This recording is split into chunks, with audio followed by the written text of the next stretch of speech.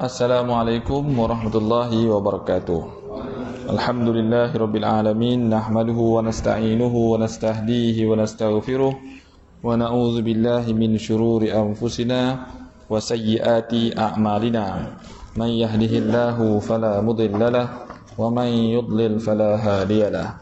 Ashhadu an la ilaha illallah wahdahu la syarika lah wa ashhadu anna sayyidana Muhammadan abduhu wa rasuluh. Allahumma salli wa sallim wa barik ala sayyidina Muhammad wa ala alihi wa sahbihi ajma'in. Amma ba'du, subhanaka la ilma lana illa ma 'allamtana innaka antal alimul hakim. Rabbi shrah li sadri wa yassir li amri wahlul 'uqdatam min lisani yafqahu qawli. Qala Allah subhanahu wa ta'ala, ya ayyuhalladzina amanu taqullaha wa qulu qawlan sadida yuslih lakum a'malakum wa yaghfir lakum dhunubakum wa man yuti'illaha wa rasulahu faqad faza fawzan 'azima. Tuan-tuan dan puan-puan yang dikasihi serta dirahmati Allah Subhanahu wa taala sekalian, tajuk perkongsian saya pada pagi ini tajuk mudah saja, ringan, iaitu tentang solat berjamaah. Mudah-mudahan dapat menambahkan motivasi kita dan juga kawan-kawan kita bagi lebih mendekatkan diri dengan rumah Allah Azza wa Jalla seperti surau dan masjid kita ni, kerana tuntutan solat berjemaah ni sangat berat ataupun sangat ditegaskan dalam Islam. Sabda Nabi SAW, idza kanu thalathatan falyummahum ahaduhum wa haqquhum bil imamati aqra'uhum. Hadis ni diriwayatkan oleh Abu Sa'id Al-Khudri dan sumbernya daripada Sahih Muslim. Nabi SAW menyuruh sekiranya al-qaumu thalathatan, satu kumpulan, itu kaum ni maknanya satu kumpulan, satu grup, salasah, minimal 3 orang, fa-akthar, ataupun lebih. Walaupun dalam hadis ni sebut 3, namun dari segi fiqahnya minim 2 orang dah boleh mendirikan jemaah.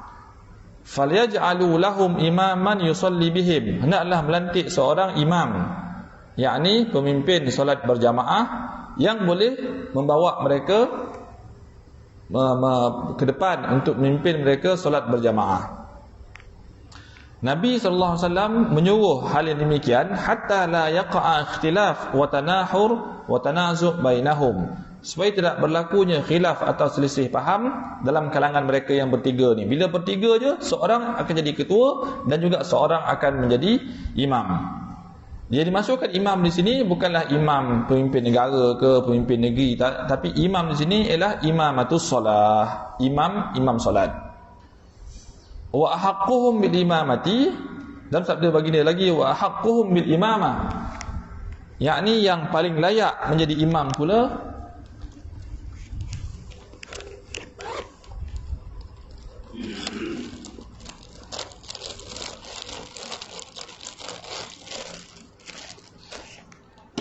wa ahaqquhum bil imamah. Oh, tak boleh tembak sini. Oh, tak boleh. Boleh je, tak boleh. Wa ahaqquhum bil imamah, dan yang paling layak menjadi imam pula ialah aqra'uhum, yakni yang paling pandai membaca. Maksudnya aktsaruhum hifzan lil Quran, yang paling banyak menghafal Quran, satu. Yang kedua, fahman lahu, dan juga aktsaruhum fahman, yang paling banyak faham, paling banyak menghafal dan yang paling banyak faham. Sama ada paling banyak menghafal dan paling banyak faham, ataupun paling banyak hafal serta mungkin dia kurang faham tapi dia banyak hafal. Jadi dulukan yang ni. Dalam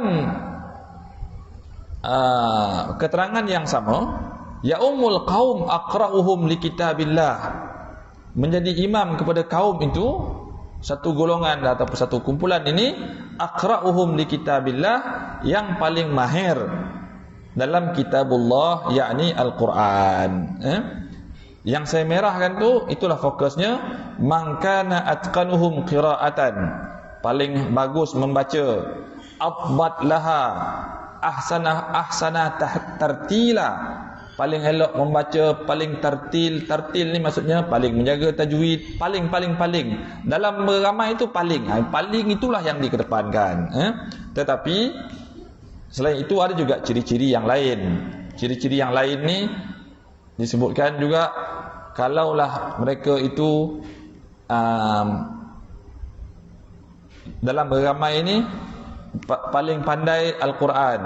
Kalau lepas paling pandai Al-Quran, kalau sama lagi yang paling pandai As-Sunnah. Yang kalau sama juga yang paling dahulu pergi berhijrah. Kalau sama juga semua ciri ini, yang keempat ialah yang paling berusia dalam kalangan mereka. Jadi itulah ciri-ciri yang lain yang dinyatakan. Tapi yang paling pentingnya, hendaklah melantik seorang imam bagi memimpin solat berjemaah, supaya solat berjemaah ni tetap dapat diadakan pada waktunya. Dalam firman Allah Subhanahu wa taala surah Al-Qalam, yauma yukshafu an saqin wa yud'auna ila sujud fala yastati'un. Yang maksudnya, masa didedahkan kedahsyatan huru-hara hari kiamat, mereka diseru supaya sujud, yud'auna ila sujud fala yastati'un, tapi mereka tidak dapat melakukannya. Apakah tafsiran bagi ayat ni? Kata Abdullah bin Abbas radhiyallahu anhuma, yakni Abdullah bin Abbas ni sepupu kepada Nabi SAW. Kata beliau, kanu yasma'una al-azan wan nida lis-salati fala yujibun. Golongan ni yang yud'auna ila sujud fala yastati'un, mereka diajak untuk sujud tapi tak mampu ni, iaitu yang dimaksudkan ialah golongan yang yasma'una al-azan, dia nongah azan, lis-salah, yang azan ni ada macam-macam azan. Sebab orang nak pergi musafir pun digalakkan azan dulu. Orang kata nak turun rumah, dia kata. Tapi ni azan khususnya azan untuk lis-salah, untuk yang ajak pergi semayang ni. Fala yujibun, tapi mereka tidak menyahut seruan azan ni. Kata Ka'ab al-Ahbar, kata beliau, wallahi ma nazalat hadhihi al-ayah illa fil ladhina yatakhallafuna 'anil jama'at. Demi Allah, kata Ka'ab bin al-Ahbar, ayat ni diturunkan oleh Allah kepada golongan yang yatakhallafuna 'anil jama'at, meninggalkan solat berjamaah. Kata Sa'id bin Jubair, kanu yasma'una hayya 'alal falah fala yujibun. Ada juga orang yang mereka ni mendengar panggilan daripada muazzin, hayya 'alal falah fala yujibun, tapi tidak menjawab. Tidak menjawab ni tak pergi sembahyang lah. Kata Ibrahim An-Nakhai, yud'auna bil azan, mereka tu dipanggil, diseru dengan azan, wal iqamah, dah azan, dah iqamah, fayabaunahu, tapi tak apikkan. Kata Ibrahim pula, yakni ila salatil maktubah bil adhani wal iqamah, yakni mereka diseru untuk solat yang maktubah ataupun solat fardu dengan azan dan dengan iqamah. Ialah dengan antara azan dengan iqamah masih ada peluang lagi, tapi azan pun tak duli, iqamah pun tidak duli tanpa uzur lah. Jadi ramailah mufassirin yang mengatakan ayat ni wa'in, peringatan yang tegas untuk liman taraka salatal jamaah, orang yang meninggalkan solat berjamaah. Demikian juga kata Al-Hafidh Ibn Al-Jawzi, hadza wa'id liman taraka salatal jamaah. Kata Al-Imam Fakhrul Razi, salah seorang ulama mufassirin, kata beliau, waqad kanu yud'auna ila sujud wa hum salimun, yakni hina kanu yud'auna ila salawat, mereka dipanggil, diseru, diajak untuk pergi sembahyang fardu lah ni, bil azani wal iqamah, dengan azan dengan iqamah, wa kanu salimin, sedangkan mereka itu salimin, sehat, togap, muda, lelo, perkasa, qadirin, mampu ala salah, tapi tidak menyahut seruan tersebut. Daripada Abu Hurairah radhiyallahu an, katanya Nabi sallallahu alaihi wasallam didatangi oleh rajulun a'ma, seorang lelaki yang OKU, cacat penglihatan. Dia kata, wahai Rasulullah, innahu laysa li qa'idun yaquduni ilal masjid. Esei ni tak ada orang yang nak tolong mimpin saya pergi masjid. Kalimah masjid yang dimasukkan dalam hadis ataupun penyampaian saya ini, kalau kita di sini ada macam-macam kategori, tak? Ada tu dipanggil masjid negara. Masjid negara ni sebuah lah. Ada tu masjid negeri. Biasanya tiap negeri. ada masjid daerah, ada masjid jami', ada masjid karyah. Lepas tu ada surau, ada apa lagi? Musola, ya. Surau pula ada macam surau. Ada solat surau tu dia solat berjemaah saja. Ada surau tu solat jemaah dengan jemaat kali. Kalau surau ni biasa tak ada jemaat lah. Yang ada hanya solat berjemaah saja. Tapi dia punya pelanggannya punya orang yang datang ni tidak tetap, ya tak? Dia silih berganti. Macam plus lah. Surau tepi RNR tu kan silih berganti. Kita singgah situ mungkin sebulan sekali. So orang lain pula macam kita ni disebut juga macam yang surau kita ni, surau yang mempunyai jemaah yang tetap. Jadi al-masjid yang saya maksudkan dalam penyampaian saya ni tak lain tak bukan ialah tempat yang didirikan solat berjemaah dan mempunyai jemaah yang tetap. Ya, itulah yang disebut masuk dengan masjid. Itulah definisi yang dibawa oleh dalam banyak fatwa ataupun pandangan dari sudut fiqh, sekalipun di negeri kita ini mungkin dibezakan. Masjid lah, namanya masjid. Kalau dia ditarap lagi satu ni, namanya surau. Jadi surau ni biasanya tidak didirikan jemaat. Kalau yang didirikan jemaat ni namanya surau jemaat. Jumaat lah, Jumaat, ya. Saya ni cakap rantau pula ya. Namanya surau Jumaat. Okey. Yang saya pakai satu istilah aja, yakni al-masjid. Innahu laisa li qaidun yaquduni ila al-masjid. Saya ni tak ada orang yang nak pimpin saya untuk pergi masjid, kata lelaki yang cacat penglihatan ni lah. Dia pun tanya kepada Nabi sallallahu alaihi wasallam, diminta supaya dia diberikan pengecualian. Fayusalliya fi baitihi.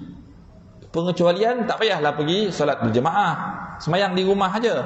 Farakhasa lahu. Nabi SAW pun berikan izin kepadanya. Falamma walla, bila lelaki itu berpaling, da'ahu, baginda panggil lagi sekali. Hal tasma'un nida bis salah? Dengar tak orang panggil ajak pergi semayang? Dengar azan tak? Dia kata dengar, tak ada. Fa'ajib, kalau macam tu pergilah, kata Nabi SAW.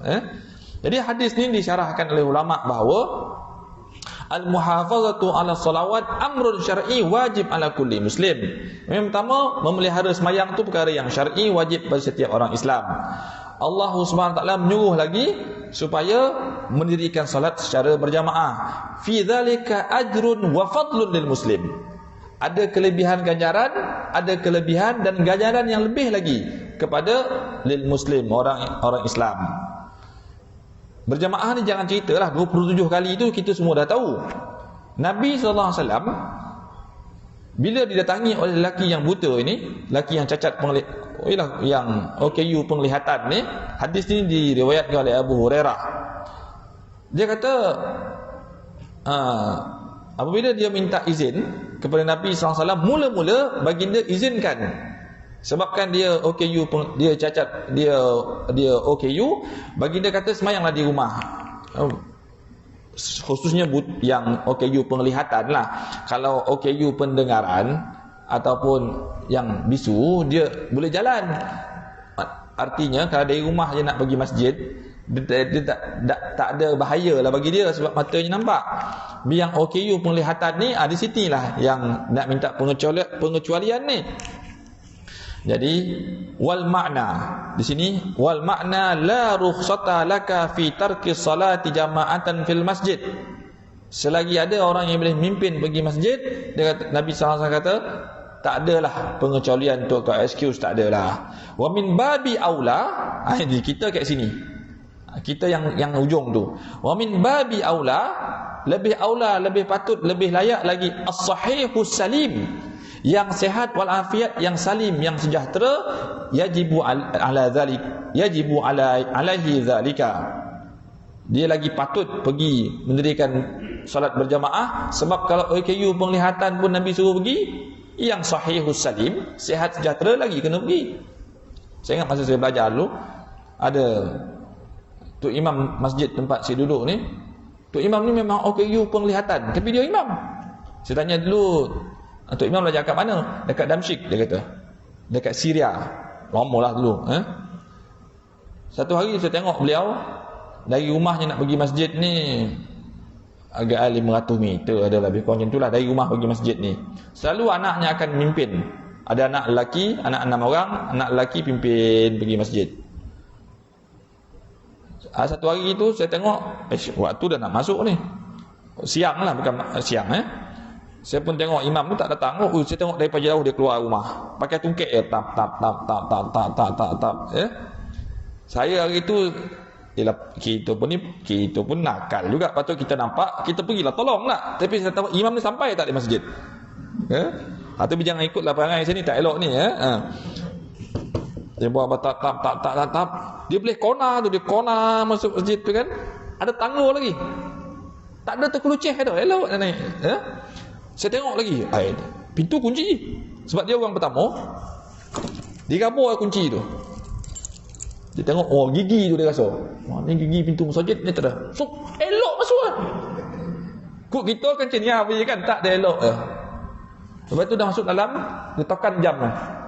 Tushiru sa'atul an, jam cakap Arab lah. Luhur dah masuk ni, tak ada. Tak adalah jam tek ni, tak ada. Jam tu lah. Luhur dah masuk dah. Tu cakap saya lah tu. Dia cakap sendiri je. Saya pun tengok dah. Wah. Patutnya saya pun boleh pergi azan. Saya nak tengok imam ni. Dia pergi depan tekan Swiss tu. Dia azan dah. Azan di situ. Wah, saya kata ni memang handal lah. Siap boleh azan, dia balik batah belakang sembahyang sunat. Saya tengok, saya kata memang handal orang tua ni. Jadi saya kata kalau macam ni pun sampai masjid, yang tak bertungkek ni lagi patut pergilah. Sebab bertungkek pun sampai. Tuan-tuan dan perempuan sekalian, dalam hadis yang diriwayatkan oleh Sa' bin Abi Waqqas radhiyallahu an, arba'un minas sa'adah, 4 perkara ni kalau ada bahagia. Al-mar'atu salihah, wanita yang soleh, salihah. Al-maskanul wasi', rumah yang luas. Al-jarus salih, jiran yang soleh, yang baik. Al-markabul hani, dan juga kenderaan yang elok. Arba'un minasyaqa, 4 perkara lagi. Ini kontra daripada 4 yang pertama ni. Arba'un minasyaqa, kalau 4 yang perkara ni dikurang bahagia. Satu, al-jarusu, jiran buat perangai. Al-mar'atusu, wanita yang buat perangai. Al-markabusu, kenderaan yang buat perangai. Al-maskanud dayyiq, rumah yang kurang luas. Saya nak fokuskan kepada al-markabul hani itu, kenderaan yang elok. Saya jumpa dalam kitab ni La Tahzan oleh A'id Al-Qarni. Kata beliau Al-Kifayah, perenggan yang bawah tu, Al-Kifayah, kalau orang ada 4 perkara ni, kifayah, cukuplah. Kalau ada lebih lagi patut bersyukur. Kalau 4 perkara ni pun dah patutnya bersyukur, lebih lagi patut bersyukur. Satu, baitun taskunuhu, ada sebuah rumah untuk didiami. 2, 3, 4 rumah boleh, tapi yang boleh duduk 1 kan. Syukur alhamdulillah. Daripada gelandangan, baiklah ada 1. Ya tak?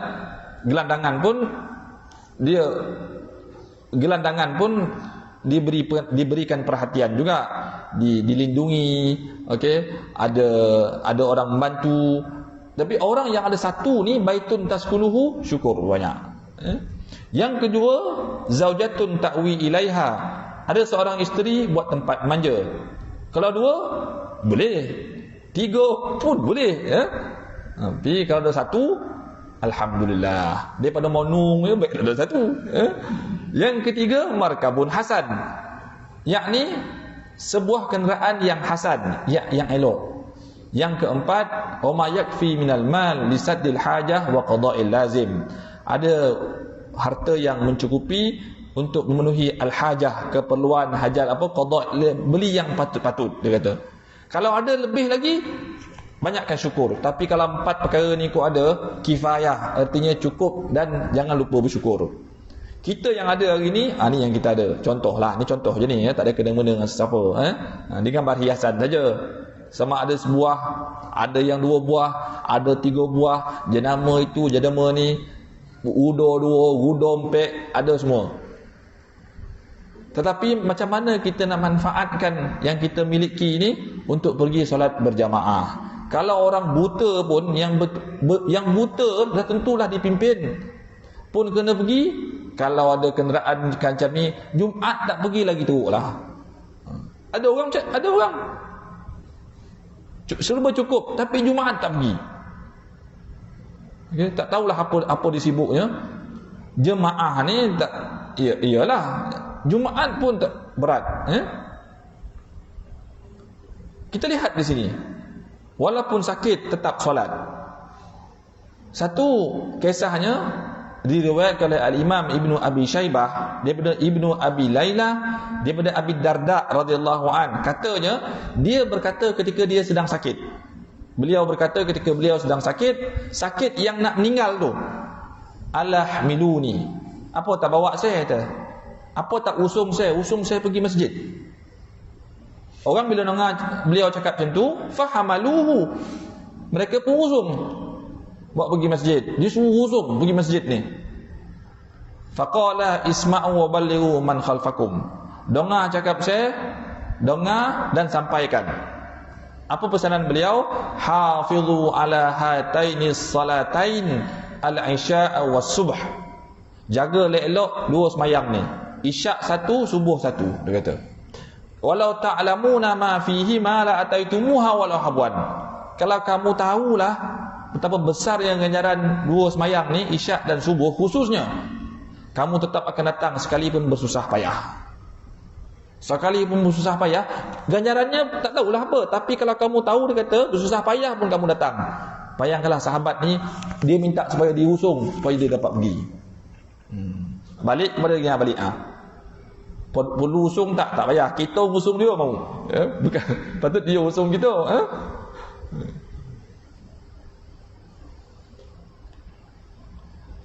Ada satu kisah yang di sini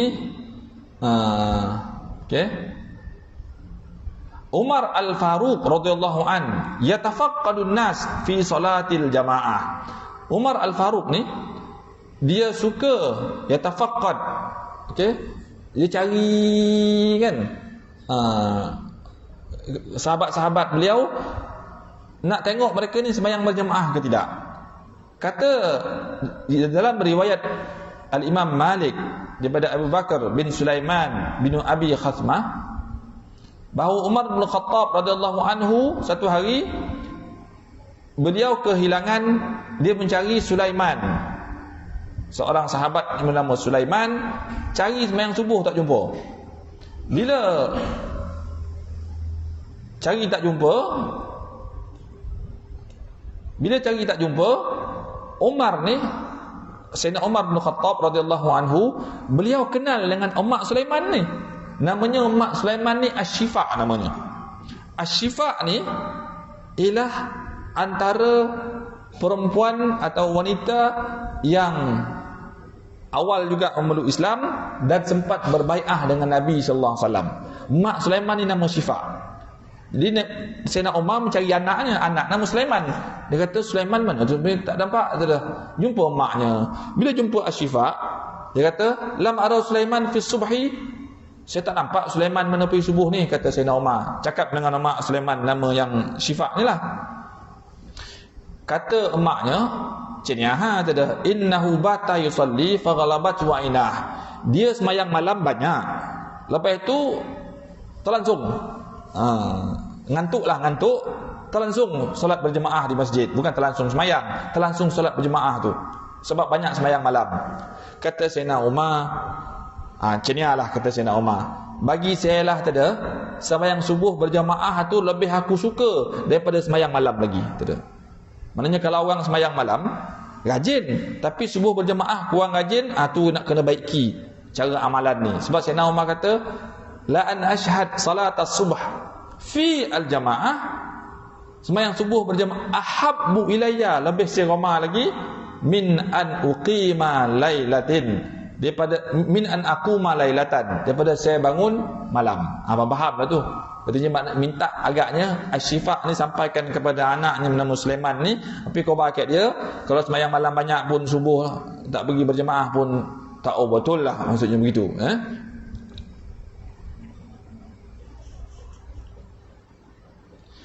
Dalam satu kisah yang lain, Al-Imam Ibnu Abi Syaibah membawa cerita ini, katanya faqada Umar radhiyallahu anhu rajulan fi salati subhi. Satu hari Sayyidina Umar kehilangan di mana dia tak jumpa ada seorang tu sembahyang subuh, tak jumpa. Sayyidina Umar ni memang pergi sembahyang subuh berjemaah, dia tengok seorang mana pergi tak nampak dia ni. Lepas tu Sayyidina Umar pun hantar utusan pergi jumpa, cari dia ni, pergi tengok macam mana dia tu. Faja'a faqal aina kunt, mana pergi tu? Faqala kuntu maridan, saya dah sihat dah tu dia.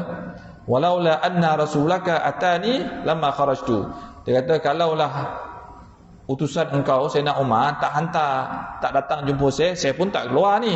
Kata Sayyidina Umar, fa in kunta kharijan ila ahadin fakhruj lis-salah. Macamnilah kata Sayyidina Umar, kalau kau pergi jumpa orang boleh, kau kena pergi sembahyanglah dia. Maknanya kalau jumpa orang boleh, tapi sembahyang tak pergi, kau betul lah kata. Dia alasan dia sakit. Jadilah okeylah, sakit tu satu uzuran. Tapi Sayyidina Umar bagi kaedah dia macam ni, kalau kau boleh jumpa orang tapi kau keluarlah pergi sembahyang tu. Maknanya kalau kau sakit betul, kau tak jumpa orang tu, kata Sayyidina Umar. Kisah Al-Harith bin Hassan. Al-Harith bin Hassan ni ialah seorang sahabat. Beliau ialah sahabi kana syarifan muta'an. Dia ni bagus, watak perangai elok, muta', lelaki yang taat. Ada jawatan juga, dan juga beliau ini berani. Al-Harith bin Hassan ni sempat turut serta dalam peperangan Jamal, dan beliau memegang panji Bakr bin Wa'il dan meninggal dunia lah, terbunuh. Tazawwaj Al-Harith bin Hassan. Al-Harith bin Hassan ni mendirikan rumah tangga. Dia ini zaman itulah, zaman cerita ni mungkin kebiasaannya, kalau seseorang itu baru mendirikan rumah tangga, dia akan taqaddara ayyaman fala yakhruju li salatil ghadah. Solat subuh berjamaah bagi orang-orang baru mendirikan rumah tangga. Lalu orang pun tanya kepada Al-Harith bin Hassan, atakhruju wa innama banaita bi ahlika fi hadhihi lailah. Al-Harith bin Hassan ni dia baru je kahwin, tapi dia pergi sembahyang subuh berjamaah. Orang bertanya kat dia, kau ni keluar juga pergi sembahyang dia tu, bukan kau baru kahwin semalam tu? Kata Al-Harith bin Hassan, wallahi inna imra'atan tamna'uni min salatil ghadah. Demi Allah, kata Al-Harith bin Hassan, mana-mana wanita yang menghalangku solat subuh berjamaah, lam ra'atu sau'in. Perempuan tu bukan perempuan baik, dia kata. Perempuan yang menghalang aku pergi sembahyang berjamaah, perempuan tu bukan perempuan baik. Artinya perempuan yang mengalakkan wanita lah, biasanya pasangan ni, isteri isteri yang mengalakkan suami pergi sembahyang berjamaah, itulah isteri yang baik. Tapi yang menghalang tu bagi saya tak baik dah. Dia ni kahwin semalam, pagi ni terus pergi main subuh berjamaah. Kita orang macam 30 tahun dah kahwin. Ini dipetik daripada Majma'uz Zawaid. Yang ini tidak perlu diceritakan lagi, tuan-tuan pun dah tahu. Orang yang hatinya dekat dan terpaut dengan masjid, dia mendapat naungan Allah Azza wa Jalla pada hari kiamat. Sab'atun yudhilluhumullahu fi dhillihi yawma la dhilla illa dhilluh. 7 gulungan yang dilindung oleh Allah Subhanahu wa taala, pada hari tersebut tidak ada lindungan selain lindungannya. Yang pertama al-imamul adil, syabun nasha'a fi ibadati rabbih. Yang ketiga rajulun qalbuhu mu'allaqun fil masajid, iaitu orang yang hatinya terikat dengan masjid. Yaqulun Nawawi, al-Imam Nawawi, apa kata Imam Nawawi mensyarahkan hadis ni? Rajulun qalbuhu mu'allaq fil masajid, maknahu syadidul hub laha. Dia hatinya begitu sayang dengan masjid. Wal mulazamah lil jamaah, dia sentiasa melazimi al-jamaah di masjid tu. Walaisa ma'nahu dawamul qu'ud fil masjid, bukan berarti hati dia terpaut dengan masjid, dia pergi nongok di masjid tu, tak. Artinya dia tu dawamul jamaah, senantiasa berjamaah di masjid. Itulah maksudnya orang yang hatinya terikat dengan masjid. Dan demikian juga kata Imam Malik, rajulun qalbuhu muta'alliq bil masjid idza kharaja minhu hatta ya'uda ilaihi. Keluar masuk pergi balik dengan masjid ni. Langkah dicatat.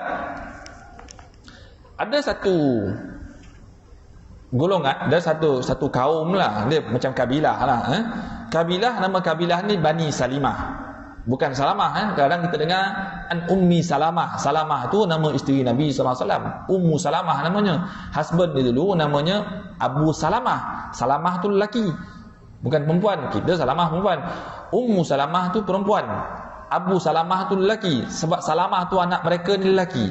Jadi Abu Salamah meninggal dunia, Ummu Salamah dinikahi oleh baginda SAW. Yang ni Salimah, Banu Salimah. Salimah ni macam satu kabilah. Kabilah ni duduk jauh dari Masjid Nabawi sallallahu alaihi wasallam. Bila mereka duduk jauh dari masjid, mereka pun gunding sama mereka. Dia kata kita pindah duduk dokek dengan masjid lah, dia kata, supaya senang. Taklah jauh sangat kita nak pergi. Jam-jam tu bukan ada kenderaan. Saya ingat yang ada pun zaman tu paling banyak, paling tinggi pun unta je. Bawah sikit keledai. Kalau nak pergi masjid, kuda. Biasa kuda digunakan untuk berperang. Yang paling ramai jalan kaki. Jadi Banu Salimah ni, perkampungan mereka ni jauh dari Masjid Nabawi. Dia kata kita pindah dokek lah, kata. Tak sampai nak pindah, Nabi SAW dapat cerita yang mereka ni rupanya tengah bercadang nak berpindah dekat dengan masjid. Kata baginda, ya Bani Salimah, wahai Bani Salimah, diyarakum tuktab asarukum. Tak payah pindah dah, duduk kat situ tu. Sebab apa? Tuktab langkah kamu akan dicatat nanti, kata. Kalau duduk lagi jauh, banyak usaha, lagi banyak langkah kamu akan dicatat oleh malaikat. Inna nahnu nuhyil mauta wa naktubu ma qaddamu wa asarahum. Kami menghidupkan dan orang yang mati, dan kami qaddamu wa naktubu ma qaddamu, apa yang mereka pernah buat, ya, apa yang mereka pernah langkah pergi, semuanya nanti akan dibentangkan di hadapan Allah Azza wa Jalla. Wa kitabatu athar, kitabatu athar qasidul masjid laysat inda qudumihi ilal masjid fahasb. Yang dikata langkah dicatat untuk pergi ke masjid ni bukannya ketika pergi je, bal hiya kadzalik tuktab inda audatihi. Pergi catat, balik catat. Kalau pergi 100 langkah, balik 100, tu kira lagi, kata. Bukannya pergi saja.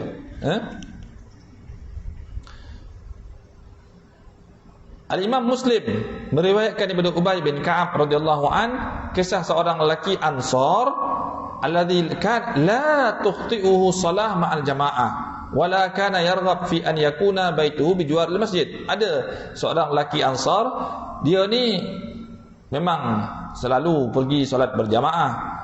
Dia bercadang untuk pindah supaya dekat dengan masjid. Dia kata kepada Nabi SAW, ma yasuruni anna manzili ila janbil masjid.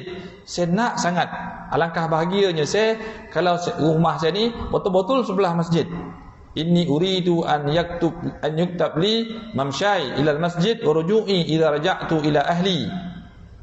Saya nak supaya, dia kata, yalah, pergi balik tu saya mudahlah, saya punya perjalanan ni. Kata Nabi sallallahu alaihi wasallam, dah, engkau pergi catat, balik pun catat. Bukan sekadar pergi je, bahkan kedua-dua arah akan dihitung, Di pengiraan langkah ni dah tentulah yang paling baik jalan kaki. Tapi kalau jalan kaki hongeh pula, kita naiklah kenderaan. Jadi kenderaan ni tentulah ada catatannya yang tersendiri. Ada juga yang katanya kalau langkah kaki, tahulah tak ada langkah. Habis kalau kenderaan dikira macam mana? Udah pusing ke macam mana, Ustaz? Tak ada. Tak tahu saya dah malaikat yang catat. Jadi kita jangan fikir, godo pusing ke depan, godo four wheel drive ke front wheel drive ke, pusing belakang, pusing depan, itu biar kerja malaikat. Kerja kita poi ya, tahulah malaikat mencatat itu. Malaikat mencatat, kan kita mencatat. Saya kalau kena hari sokan, saya kena pencatat essay reporting waktu tu. Takut tersalah. Lambek tokan dia punya apa tu lah? Apa? Tu kan. Ada. Nyanyo ke peserta. Kira-kira itu kita mencatat. Ini malaikat mencatat, takkan dia salah, kan? Jadi cikgu yang dah lama tu jangan bagi kerja tu. Kita bagi dia pelepas je. Yang tu tak tersalah. Malaikat berbincang. Faqala ya Muhammad, sebenarnya berbincang tu malaikat ikhtisam ni macam gaduh. Tapi saya kalau gaduh kan kita nampak istilah tu mungkin agak, jadi saya kata berbincang. Berbincang macam mana? Ya Muhammad, Allah SWT berfirman kepada baginda, qultu labbaik rabbi, qala fima yahtasimul mala'ul a'la. Ada malaikat ni tengah bincang apa ni? Dia kata fil kaffarat. Qala ma hunna? Qultu masyul aqdami ilal jama'at wal julusu fil masajid ba'da salah wa isbal wudu fil makruhat. 3 perkara. Ni huraiannya.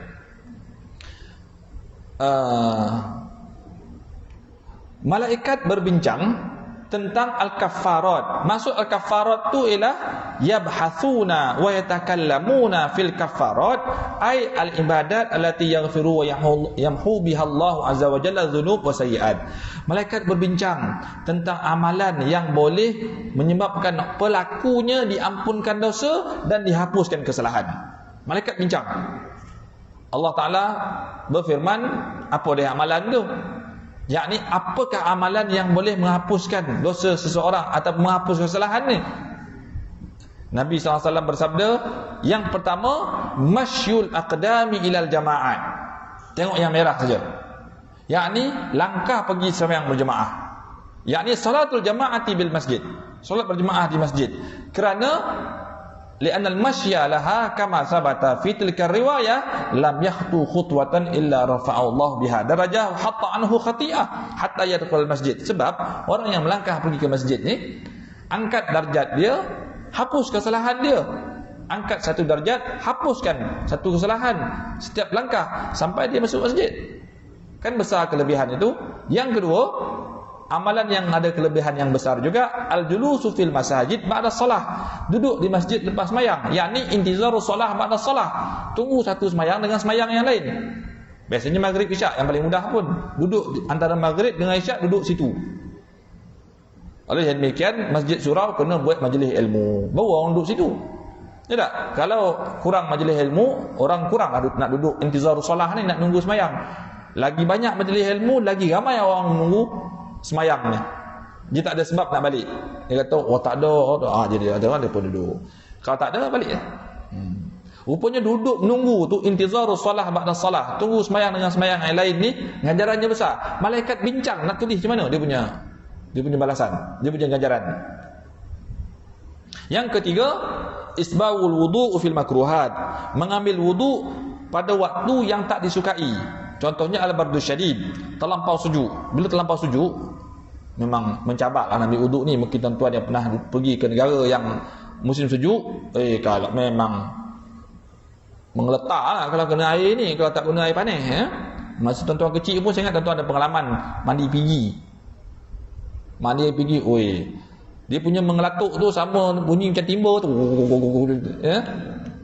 Lepas tu zaman semakin berubah, hijab ni tak payah lagi. Diorang air pun tak payah. Picit ikut rumah tap, dah keluar shower.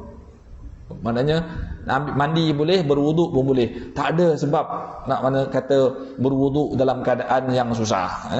Itu pun amalan yang mempunyai kelebihan yang besar. Jadi malaikat rupanya mereka munding untuk dia amal. Sebab ganjarannya besar. Tuan-tuan dan puan sekalian,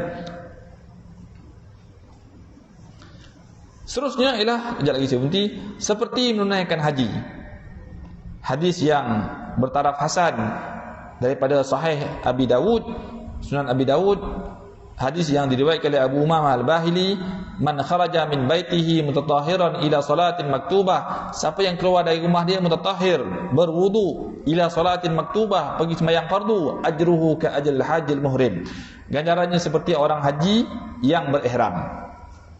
Nabi sallallahu alaihi wasallam ni syarah dia solat berjamaah.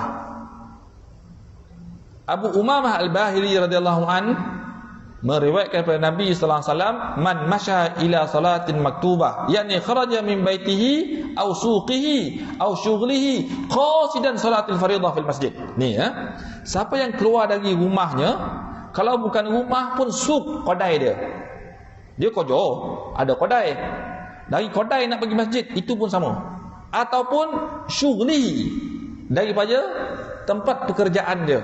Mungkin office. Keluar dari office, qasidan salatul fardhah, pergi masjid sembahyang fardu. Syarat yang kedua, mutatahhir, dia berwudu. Ambil wudu dulu sebelum keluar. Maknanya di rumahlah. Kana lahu ka ajril hajjil muhrim, ganjarannya seperti orang haji yang telah berihram. Kenapa orang haji berihram? Sebab yastawfi ajra man qaddama hajjatan wa syubbiha bil hajjil muhrim likauni tatahhur min as-salati bi manzilati ihram min al-hajj.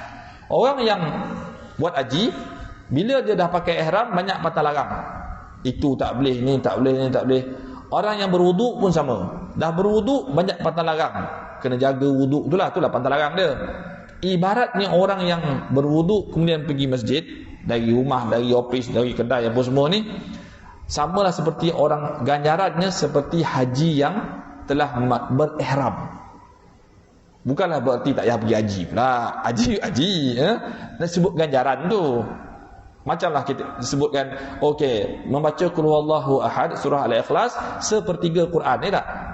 2 kali 2/3, 3 kali 3/3. Adakah kita ni baca qul huwallahu ahad Quran langsung tak? Ganjaran itu.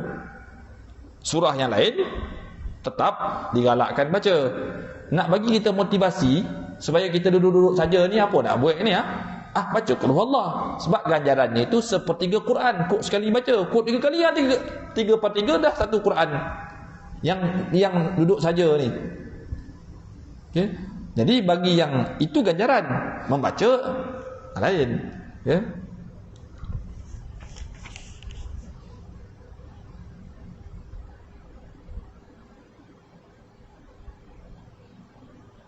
Dan yang terakhir daripada Sahih Al-Adab Al-Mufrad, Al-Adab Al-Mufrad ni ialah Al-Imam Bukhari, Sulaiman bin Habib Al-Muharibi, beliau mendengar Aba Umamah, masih lagi Abu Umamah Al-Bahili berkata, Nabi SAW bersabda, salah satun kulluhum daminun 'ala Allah. 3 golongan ni semuanya di bawah jaminan, yakni keamanan ataupun perlindungan Allah. In asya kufiya wa in mata dakhalal jannah. Kalau dia hidup, Allah cukupkan. Kalau dia mati, masuk syurga. Man dakhala baitahu bisalam fahuwa dhaminun 'ala Allah azza wajal. Orang yang masuk rumah memberi salam, satu. Yang kedua, kharaja ilal masjid fahuwa dhaminun 'ala Allah. Dia keluar dari rumah pergi masjid, dua. Yang ketiga, kharaja fi sabilillah. Dia keluar untuk berjihad jalan Allah, dia pun di bawah lindungan Allah. Jadi 3 perkara ni senang aja.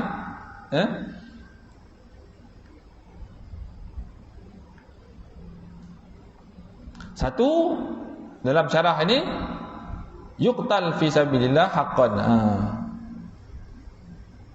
Athani, saya nak fokus yang kedua. Athani itu, rajulun raha ilal masjid, orang yang keluar pergi masjid, dia di bawah jaminan Allah, hatta yatawaffahu fayudkhilahul jannah au yuraddahu bima nala min ajrin wa ghanimah. Allah tidak akan mensia-siakan ganjaran orang yang keluar dari rumah menuju ke masjid bagi menunaikan solat berjamaah.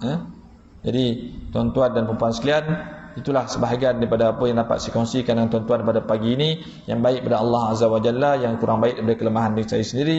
Mudah-mudahan diri saya akan sentiasa ingat untuk solat berjamaah setiap waktu, di masjid dalam istilah yang fiqh, ataupun kalau di komuniti kita ni mungkin di surau.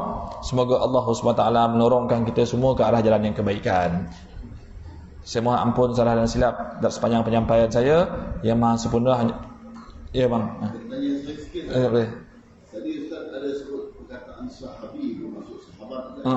Dalam Quran ada sahabu. Bila keadaan sahabi itu, bila keadaan sahabu. Okey. Kalau dalam hadis kita jumpa sahabiyun, sad ha alif ba ya, ya tu bersabdu sahabi, biasanya sahabat Nabi sallallahu alaihi wasallam. Kalau kita dalam Al-Quran, contohnya waqala lahu sahibuhu wa huwa yuhawiruhu. Dalam surah Al-Kahfi ada 2 kali sebut sekurang-kurangnya. Satu, sahibuhu, cerita yang masuk kebun tu. Waqala lahu sahibuhu, itu bererti kawan. Bererti kawan. Dalam bahasa Arab, dia dalam bahasa Melayu ni ada kawan, ada rakan, taulan apa semua kan. Lebih kurang maksud itu. Kawan tu siapa? Taulan. Rakan siapa? Taulan. Cuma dalam bahasa Arab dia ada beza sikit lah. Kalau perkataan sahibun dalam Quran tadi kan waqala lahu sahibuhu wa huwa yuhawiruhu, berdialog dengan dia. Sahib tu maksud dia satu, kawan. Yang kedua, kadang-kadang sahib ni maksud owner. Sahib bermaksud owner. Kalau sahabi biasanya bermaksud memang sahabat Nabi secara khusus. Sahabi tu, ya yang bersabdu tu. Dan tak molek istilah sahabi itu digunakan dalam percakapan harian. Contoh dalam bahasa Arab kan, huwa, dia, sahabi, dia sahabat. Dia guna perkataan lain, iaitu sama ada sadiq, zamil ataupun rafiq. Tiga-tiga ni ada beza juga. Kalau rafiq maknanya teman, biasanya pergi mengembara. Kalau sadiq ni, sadiq asal daripada masuk benar kan, sadiq sadiq ni benar, biasanya kawan ni dia akan membenarkan kawan lah. Jadi sadiq ni agak zamil ni pula biasanya digunakan untuk klik. Zamil ni untuk klik. Kawan satu office, kawan satu zamil diguna. Huwa zamil. Dia zamil, maknanya dia, saya berkawan dengan dia banyak dekat office. Adakah dia huwa rafiqi? Tak, rafiq ni yang pergi teman jalan. Itulah dibezakan lah. Bagus juga istilah-istilah ni supaya cuma bahasa Melayu memang senang. Bahasa Melayu ni bahasa yang boleh senang. Sebab dalam masa 3 bulan saja, kalau orang asing datang sini pun dia dah boleh pandai. Bukan cakap pandai, dia kutuk-kutuk je kita lagi dia. Kau dah belum belajar ni, sekejap dia belajar.